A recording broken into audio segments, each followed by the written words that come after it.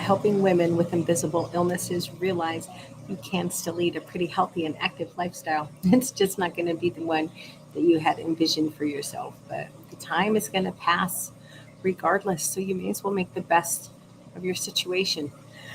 Excuse me. I am feeling under the weather. I think I have a cold. Not a really bad one, just enough. You know what I mean? When it's just enough to make you feel run down and crappy. But oh, I had a point there and it's gone. um, but a friend of mine on Twitter today announced that he was quitting smoking, and I know how hard that is, and it's funny because I've thought about talking about this. Um, it's a new year. People are doing this, and I was like, man, the window's passed. My window of opportunity is passed. I should have struck closer to the first, but then I saw his post today, so I didn't tell him I was going to talk about this, but maybe he'll catch it. But a lot of people don't know, and this is so funny to me. I smoked for so long that it trips me out that there's a lot of people who have no idea that I used to be a smoker, and I was a pack a day smoker. I was a very faithful pack a day smoker. And I got to tell you, quitting was hard. Quitting is one of the hardest things I've ever done, but you know what? It's doable. If I can do it, anybody can do it. So here is some advice. First of all, I smoked for roughly 18 years. I smoked for like 16, then I quit for a couple of years, and then because nicotine is an addiction and I was hanging out with a lot of smokers, I started again and I smoked for another 2 or 3 years, but then I quit for good in 2010. And the first thing is the smoker has got to want to quit. According to the CDC, nicotine addiction is the most common chemical dependence in the United States. And in 1994, according to the New York Times, heavy cocaine users were asked to compare the urge to use cocaine versus the urge to smoke. 45% of heavy cocaine users said the urge to smoke was as strong or stronger than the urge to use cocaine. With hard, I don't know how they would define that, but with severe alcoholics, that number increased to 50%. That's pretty remarkable. So it's a very serious addiction. And what people need to understand is when you're the smoker, when you're the addict, the health risks are completely irrelevant. It's an addiction. Most smokers understand the risks.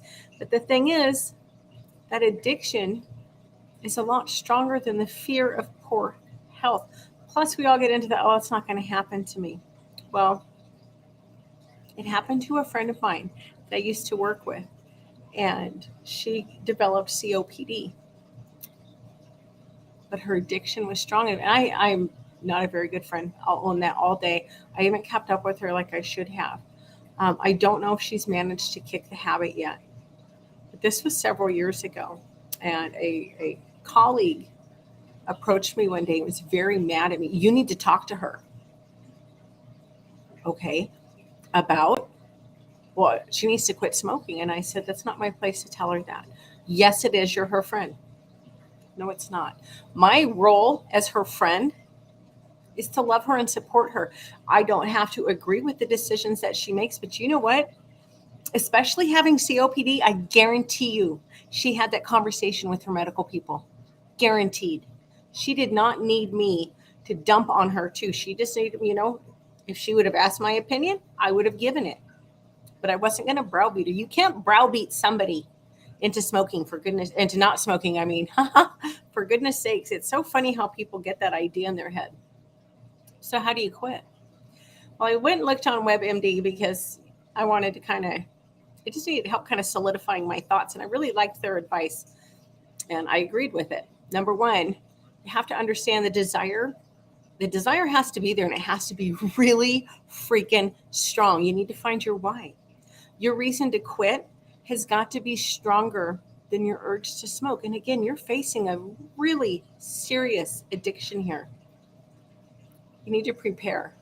Pick a quit date, line up support. I I probably shouldn't say this, but I'm going to anyway. My quit date My last day I smoked was the last day I worked for this really crazy lady.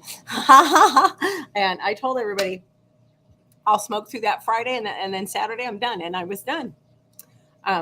Pick a quit date.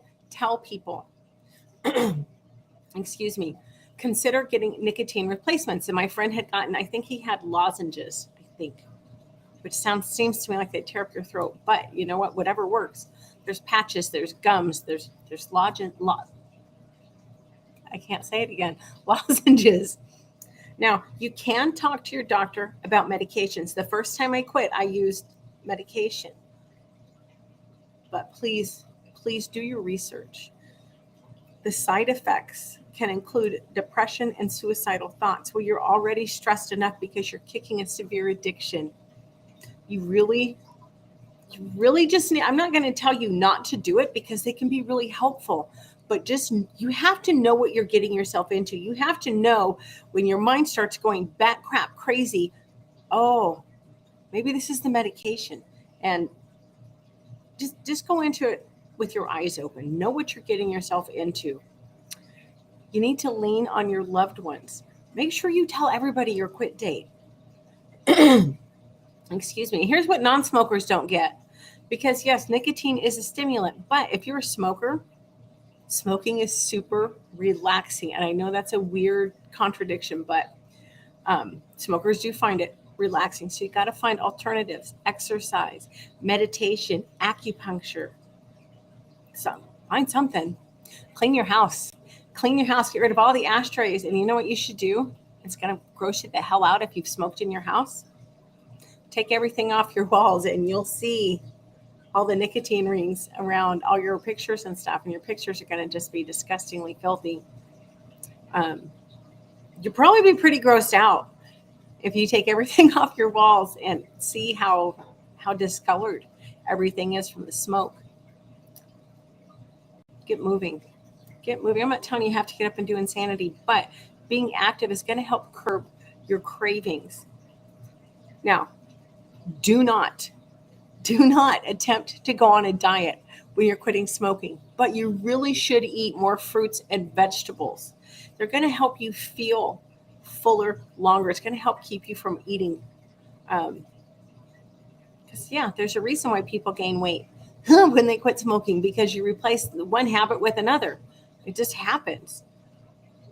Choose your reward. I saved up my cigarette money and I bought a really nice set of cooking knives. I know someone who quit and saved up his smoking money for, I don't remember how long it was, but this was ages ago, him and his girlfriend went to Hawaii. How freaking cool is that? And it was all money he was going to just waste on cigarettes anyway. You need to know you're going to stumble. You are going to stumble. It's a hard thing to quit. And if at first you don't succeed, try again. Most people have to try several times before they can quit. It's not an indictment of who you are as a person. You're somebody who's pretty freaking strong-willed that you're even attempting this in the first place. So give yourself a little grace. Now, I will tell you, with the second time I quit, the first week was the hardest. Then it was, okay, I got through the first week. I just got to get through one more week. Well, then after the first month, the first week was absolutely brutal. After the first month was not easy, but things really lightened up and changed. It was a lot easier. So you need to understand that. You got to know this is a process. It's not going to be easy, but those severe cravings, they will pass. Be kind to yourself. You're going to get weird. You're going to get cravings at the strangest time. You know what? By the way, you need to know your triggers. For me, driving, I had to have a plan for when I was driving. I know, isn't that disgusting to smoke in a closed-in car? And, living in Alaska, do you think my windows were open in the middle of winter? I had them cracked to let some of the smoke out, but how nasty is that? I kept hard candies on hand for when I drove so I could not have that urge to smoke so bad. Excuse me. You need to remember that time is on your side. It's so funny talking about smoking. I keep clearing my throat. But time is on your side. After the first day off of cigarette, the carbon monoxide levels in your blood will drop to normal levels. And within 2 to 3 weeks, your risk of a heart attack decreases. So, brother, if you're watching this, you got this. I know you do. Lean on your friends, lean on your loved ones. You can always drop me a line if you're struggling because I know I've been there. But if I can do this, anybody can do this. You just got to want it bad enough. Anyway, that's all I have for tonight. I am just under the weather. So I'm going to go. Y'all take care, and I will be back. Need to think what day it was. It's Friday. I will be back Monday at 7 o'clock Central. Thanks. Good night. Oh, whoops.